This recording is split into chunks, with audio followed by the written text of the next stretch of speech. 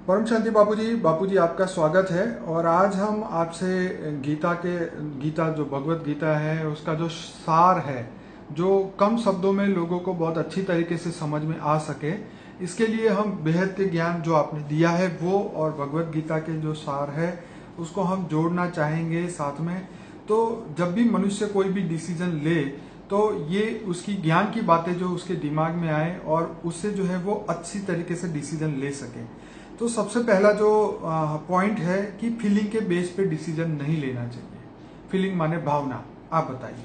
देखो, जब कोई भी मनुष्य आत्मा फीलिंग माना भावनाओं में आकर कोई भी कर्म करता है, ठीक है, कोई भी डिसीजन लेता है और कोई भी डिसीजन लेकर कोई कर्म करता है, तो भावनाओं के आधारित किया हुआ कर्म वो उसको नुकसान करने वाला हो सकता है, ठीक है, नुकसान भी करता है। इसलिए भावनाओं में नहीं आना चाहिए। आत्मा को बोला है भावातीत बनो। ज्ञान, बेहद का ज्ञान ये क्या कहता है जी, आत्मा को भावातीत बन के आत्म स्वरूप में स्थित होकर कोई डिसीजन लेना चाहिए। ठीक है, क्या होना चाहिए? डिसीजन लेने से पहले मैं जो कर्म कर रहा हूँ, ठीक है, तुम्हें कर्म योगी बनना, आत्म स्वरूप में स्थित बनो पहले। ठीक है, तुम आत्मा हो, आत्म स्वरूप में स्थित बनो। मुझे ये कर्म करना है तो मैं ये करूं या न करूं, ठीक है, तो वो कर्म करने से पहले भावनाओं में मत आओ। चाचा मामा देह और देह के संबंधों में जो भावना है ना, जी, जी, वो भावना तुम्हें खड्डे में गिरा देगी। ठीक है। इसलिए देह और देह के सर्व संबंधों का भावनाओं में भूल कर कौन सा श्रेष्ठ कर्म है, कौन सा अच्छा कर्म है, कौन सा बुरा कर्म है, वो पहले आत्मस्वरूप में रहकर ज्ञान से सोचो। आत्मस्वरूप में रहकर ज्ञान से सोचो, ठीक है, तो तुम्हारा कर्म श्रेष्ठ कर्म बनेगा। अच्छा, जैसे बापूजी उसमें बताया गया कि माइंड को बैलेंस करके डिसीजन ले, ज्यादा खुश होके कि ज्यादा दुख में डिसीजन ना ले। Avoid decision when you are in extreme emotion, मतलब जब हम एकदम भावना में होते हैं, चाहे मतलब माइंड को बैलेंस करके लेने की बात बताई गई है। देखो, कभी कभी मनुष्य आत्मा का मन एकदम खुश हो जाता है, ठीक है, तो एकदम खुश होके भी किया हुआ कोई कर्म विकर्म बन जाता है, उसको पता नहीं होता, अपसेट होते। कभी कभी अपसेट हुआ है, ठीक है, ऐसी तरह अपसेट हो जाता आत्मा, ठीक है, और अपसेट होकर भी किया हुआ कर्म भी विकर्म बन जाता है। इसलिए हर परिस्थिति में भावातीत रहना है। आत्मा को क्या रहना है? मनुष्य आत्मा को क्या करना है? हमेशा जीना। आर्ट ऑफ लिविंग क्या है? जीने की जो कला है वो भावातीत रह के जीना है, भावनाओं में आके नहीं जीना है, और दुख में दुख का अनुभव नहीं करना होने देना है, ठीक है, और दुख में हो तो ऐसे परिस्थितियों में कोई डिसीजन नहीं लेना है, और सुख में भी कोई डिसीजन छक नहीं जाना है। छुक आ गया, थोड़े लोगों के पास देखा है मैंने प्रैक्टिकल लाइफ में, क्योंकि मैं इनकम टैक्स लॉयर था, तो जब रेड केस में करता था, बहुत बड़े बड़े पैसे वाले हैं ना, जब पैसे होते थे तो ऐसे कर्म करते थे, पैसों के जोर पर ऐसे कर्म करते थे, ऐसे कर्म करते थे। बाद में जब इनकम टैक्स की रेड होती, पैसे चले जाते ना, तो फिर पछताते थे, मैंने ये कर्म न किया होता तो न करना था, न करना था, वो नहीं करना था, वो नहीं करना था।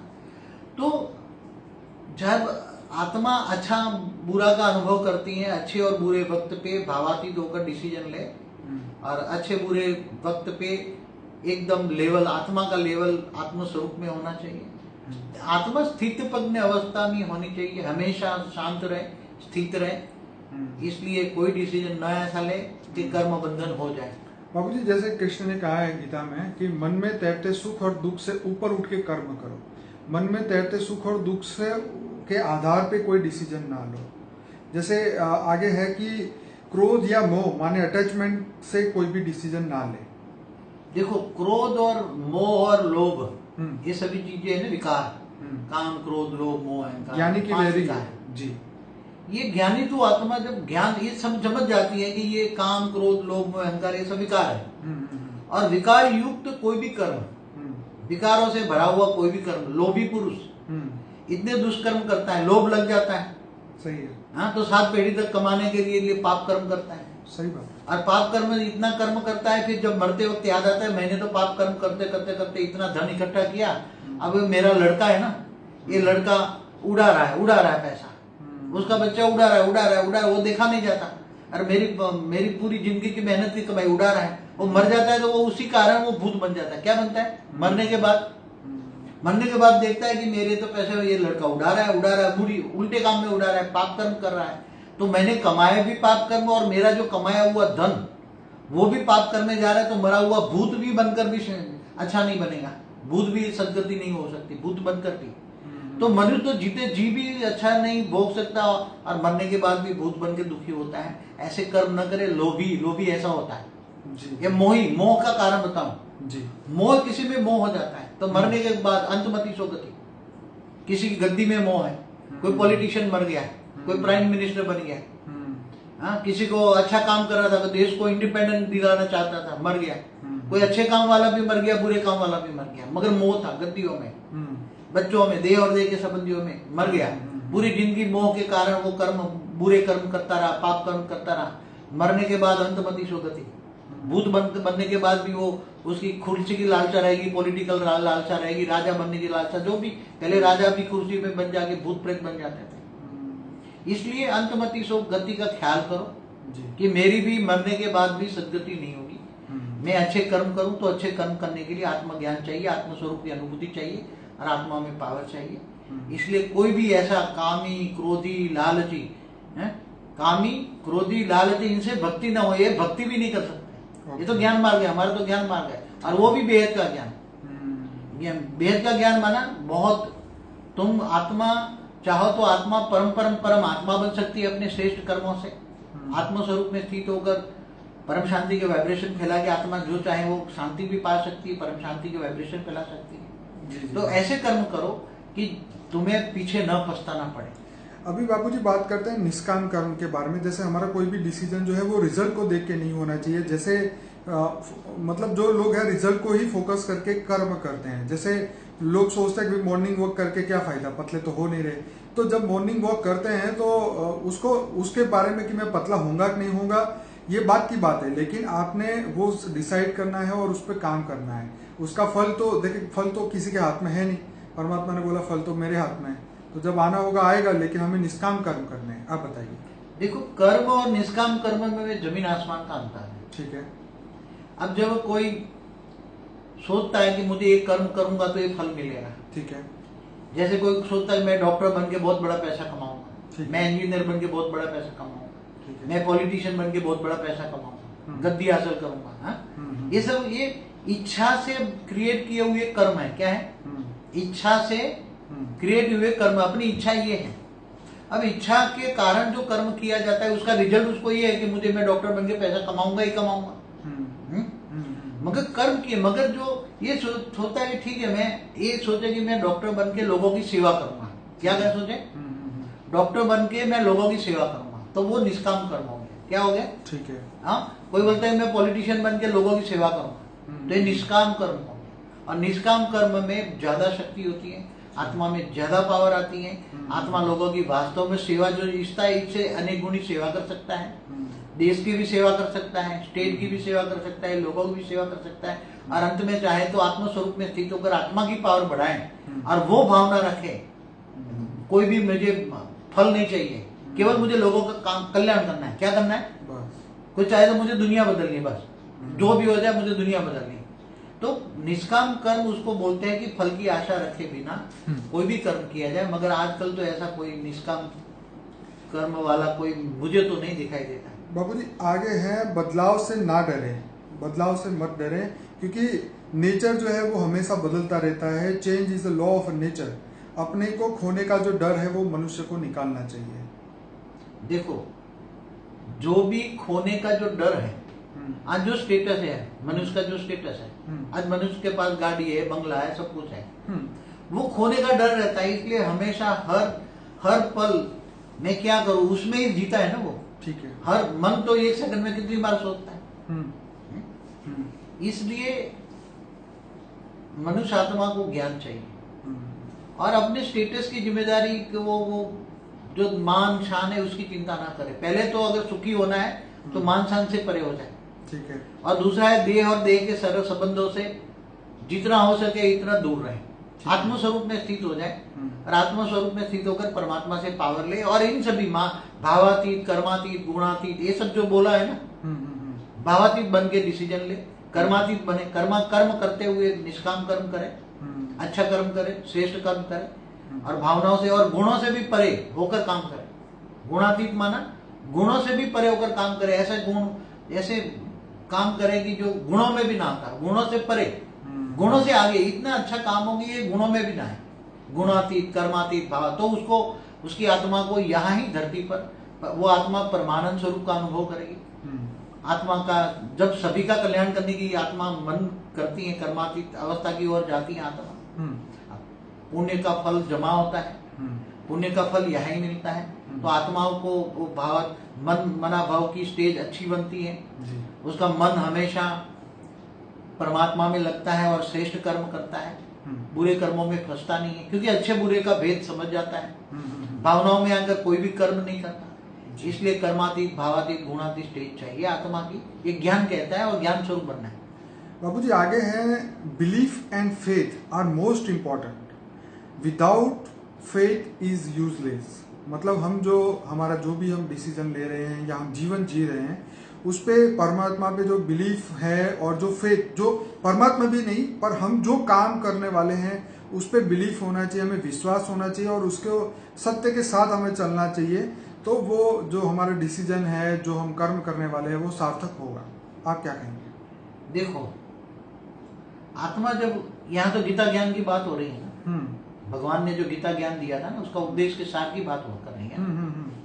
तो भगवान ने जो गीता में जो 2 शब्द तो बहुत अच्छे बताए कि कर्म को जाना पड़े। अब बात हो गई कर्म की, और निष्काम कर्म, भावातीत कर्मयोगी जो बात कहीं बताए, कर्मयोगी बन, कर्म करते करते मुझे याद कर।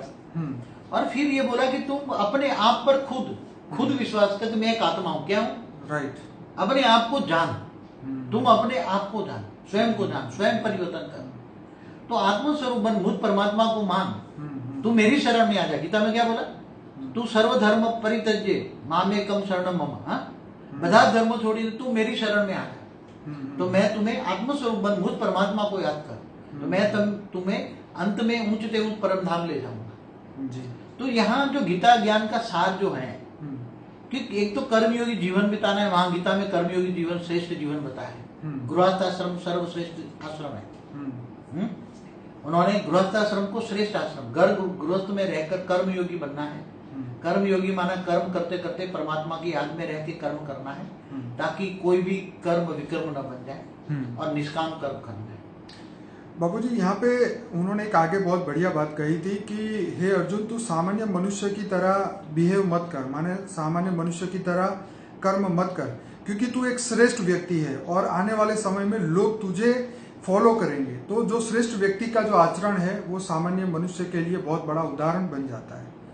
तो आप क्या कहेंगे, बेहद की आत्मा क्या करे? देखो अर्जुन माना बेहद की आत्मा है, ठीक है, बेहद की ज्ञानी आत्मा है, जिनको बेहद का विश्व का ज्ञान है, बेहद का विश्व परिवर्तन का ज्ञान है, ठीक है, वो बेहद की आत्मा है। साधारण आत्मा जैसा पर वो आचरण करेगी, साधारण मनुष्य जो करते हैं वही आचरण करेगी, तो वो उसको बेहद की आत्मा कहेंगे।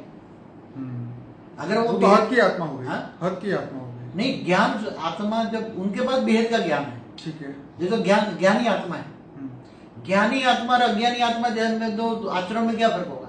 कोई फर्क नहीं। अगर ज्ञानी, बेहद का ज्ञानी आत्मा अगर हद के ज्ञानी जैसी आत्माओं का आचरण करता है जी, जो आत्म स्वरूप में स्थित होकर डिसीजन नहीं लेता, आत्म स्वरूप में स्थित होकर सच्चा अच्छा क्या है वो नहीं समझता जी, और आत्म स्वरूप में स्थित होकर विक्रम विनाश नहीं करता, और साधारण मनुष्य की तरह रोता रहता है, साधारण मनुष्य की तरह चिल्लाता रहता है, और परमात्मा को भी सुनाता है, मैंने तो ऐसा हो रहा है, ये हो रहा है, ये हो रहा है। साधारण मनुष्य ऐसा ही करता है ना, परमात्मा को गालियां देता है ना। गीता में कहा ना कि सामान्य मनुष्य जो है वो विषयों का चिंतन करते हैं।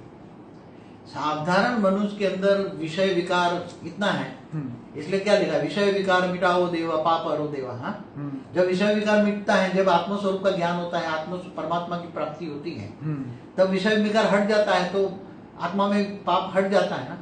मगर जो विषय विकार माना उसमें ये आ गया ना, विषय विकार का चिंतन करना माना क्या हो गया, कामी क्रोधी लोभी मोही अहंकारी ये अपना ही आचरण करेंगे, तो ज्ञान तो ये जानता है ना, ज्ञान मतलब शरीर के भाव को खत्म करना और आत्मा के भाव को बढ़ाना। यहाँ तो बेहद का ज्ञान है, आत्म स्वरूप में स्थित रह के काम करे, कर्मयोगी जीवन बिताए, देहभान को खत्म करे, मानसान से परे हो जाए, मानसान से परे हो जाए, आत्म स्वरूप में स्थित होकर लाइफ की बॉडी का अनुभव करे, आत्म स्वरूप का स्थित होकर, और उसका लक्ष्य सामने रखे। क्या उसका जीने का लक्ष्य क्या है?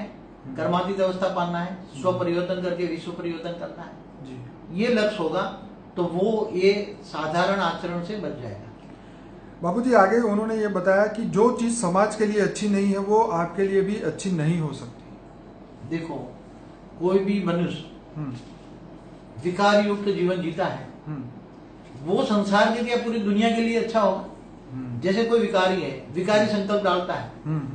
मैं आपको एक एग्जांपल दूं, प्रैक्टिकल ज्ञान के, वेद के ज्ञान के आधार से। कोई एक विकारी यहाँ बैठा है और इसकी पत्नी अमेरिका में है, ठीक है, और यहाँ नेगेटिव देहभान के, काम विकार के वो संकल्प डालता रहता है, ठीक है। हाँ? तो उसके संकल्प अमृता तक जा रहे हैं, बहुत बहुत पावरफुल संकल्प डाल रहा है, बहुत पावरफुल संकल्प डाल रहा है। तो विकारों में पावर है ना, नेगेटिविटी ज्यादा है, तो वो संकल्प, काम विकार के संकल्प पूरा वायुमंडल को क्रॉस करते करते अमृता तक उसकी वायु को टच करेगा ना, हाँ? तो पूरा वायुमंडल को उसने दूषित किया ना, हाँ? अपने विकारों के पीछे पूरा वायुमंडल को दूषित किया ना, तो वो वायुमंडल की रेस फैलते फैलते फैलते फैलते जिसको ये संकल्प टच होगा वायुमंडल में, उसको भी काम विकारी बना देगा ना। क्रोधी है तो आग में जलेगा, तो दूसरों को वायुमंडल में क्रोध फैल जाएगा। लोभी, मोही, जो भी वाइब्रेशन है विकारों को, तो विकार तो मनुष्य को, खुद को भी जलाते हैं और सारे संसार को, वायुमंडल को खत्म करते हैं, वायुमंडल को खराब करते हैं। और वायुमंडल जब खराब होता है तो सारी सृष्टि खराब होती है। तो वायुमंडल दूषित होने का कारण, सृष्टि को दूषित होने का कारण क्या है? सतयुग, त्रेता, द्वापर, कलयुग में फर्क क्या है? सतयुग में ऐसे वाइब्रेशन नहीं होते, लोगों की सोच ऐसी नहीं होती, तो वायुमंडल ठीक होता है, अच्छा होता है। आज कलयुग के अंदर लोगों की नेगेटिव सोच, विकारों की सोच, विकार युक्त रहना, खाना पीना, सोचना, तो ये नेगेटिव वायुमंडल, हर कोई का वायुमंडल नेगेटिव इफेक्ट करता ही है। हर कोई की सोच, हर कोई की सोच नेगेटिव वायुमंडल बनाता है। इसलिए सोचो कि भी तुम तो अपना खराब कर रहे हो, भविष्य भी तुम्हारा खराब हो रहा है, दुनिया भी खराब हो रही है। इसलिए सोचो, समझो, आत्मस्वरूप में स्थित होकर परम शांति सोचो, बोलो परम शांति दुनिया को भी मिलेगी, तुम्हें तो मिलेगी, दुनिया को भी मिलेगी। बाबू जी आगे है, परमात्मा पे विश्वास रखिए और उनको हमेशा थैंक्स कहते रहिए। ग्रेटिट्यूड परमात्मा के प्रति आपका होना चाहिए। परमात्मा को प्रेम करते रहिए और परमात्मा की याद में डिसीजन लीजिए और ऑलमाइटी अथॉरिटी पे हमेशा से के लिए ट्रस्ट रखिए। देखो, खुद को पहले जब आत्मस्वरूप में खुद पे, स्वयं पे पहचान होगी, खुद की स्वयं की पहचान, आत्मस्वरूप और ऑलमाइटी अथॉरिटी को जानेगा, ज्ञान से जानेगा। कैसे जानेगा? गीता में कहा है कि मैं जब तक ज्ञान योग से नहीं मिलता, मैं ज्ञान से मिलता और मुझे ज्ञानी तू आत्मा विशेष प्रिय है। इसलिए हर पल ज्ञान का चिंतन करे, आत्मस्वरूप में स्थित रहकर कर्मयोगी जीवन बिताएगा तो आत्मा बहुत अच्छी बनेगी। ज्यादा तो अब बोल दिया है, जो कहना है सब कुछ कह दिया है जी। इसलिए अब ज्यादातर तो क्या कहूँ, अब इससे आगे बाबू जी मैं यही कहूंगा कि ये जो 10 जो हमने बातें बताई है, ये डिसीजन मेकिंग, ये फ्रॉम भगवत गीता है। ये हमें वहां से ये सीख मिलती है कि सामान्य मनुष्य को किस तरीके से जीवन जीना चाहिए, क्या सोचना चाहिए। पर मैं यहाँ अपने श्रोताओं को बताऊंगा कि बापूजी ने जो ज्ञान दिया है, बेहद के विश्व को बदलने का ज्ञान दिया है, आत्मा में से बेहद की परमात्मा बनने का ज्ञान दिया है। और हमारा एक टाइम ट्रैवल के ऊपर जो वीडियो आया है वो खास जरूर से देखिए, क्योंकि ये जो ज्ञान ऐसा है जो आत्मा को अपने सोर्स पे वापस लेके जाने का ज्ञान बापूजी ने दिया है। ये सभी समय, स्पीड और स्पेस सभी को क्रॉस करके अपने बेहद के परम पिता के पास जाने का, अपने ओरिजिनल स्वरूप के को धारण करने का, परम लाइट और परम तत्व को जो है उतारने का ज्ञान बापूजी ने दिया है। और उसकी एक लाइन गीता में भी बताई थी, मैं अभी यहाँ बताना चाहूंगा कि तुम ज्ञान द्वारा परम तत्व को सूर्य की भांति प्रकाशित कर दो तो तुम जीवन और मृत्यु से ऊपर चले जाओगे। ये बात कृष्ण ने अर्जुन को बताई थी। पर मैं यहाँ हमारे बेहद के ज्ञान में सभी लोगों को बताना चाहूंगा कि बापूजी ने कहा है कि आत्मस्वरूप बन के परम तत्व और परम लाइट की बॉडी का अभ्यास करें, ताकि आने वाले समय में जब समय बदले तो हमारी आत्मा की गति परम प्रकाश की हो और हम मृत्यु के पहले ही हम परम गति को प्राप्त करें और हम अपने बेहद के परम पिता के पास पहुंच जाए और जाने से पहले ये बेहद के विश्व को बदल ले। ये हमारे जीवन का लक्ष्य है और इसी के लिए बापूजी ने 1500 वीडियोस बनाए हैं ये हमारे YouTube चैनल पे। तो इसके लिए आप अनस्पोकन ट्रूथ के 105 वीडियोस जरूर देखिए। फॉर द बिगिनर प्लेलिस्ट के 16 वीडियोस जरूर देखिए। ये आपके जीवन को, आपके विचार को बदल सकते हैं और इसके लिए जो हम विश्व को बदलना, परम शांति फैलाना चाहते हैं, उसमें आप हमारी मदद कीजिए। इस वीडियो को लाइक करें, शेयर करें, कमेंट करें, ज्यादा से ज्यादा लोगों तक पहुंचाएं। कुछ और कहेंगे बाबू? बस सभी आत्मा, ज्ञानी तो आत्मा बनकर, आत्म स्वरूप में बनकर स्व परिवर्तन से विश्व परिवर्तन करे। मेरा वीडियो अच्छा है, स्व परिवर्तन से विश्व परिवर्तन। जी बाबू, परम शांति। परम शांति बापू जी, बहुत बहुत धन्यवाद।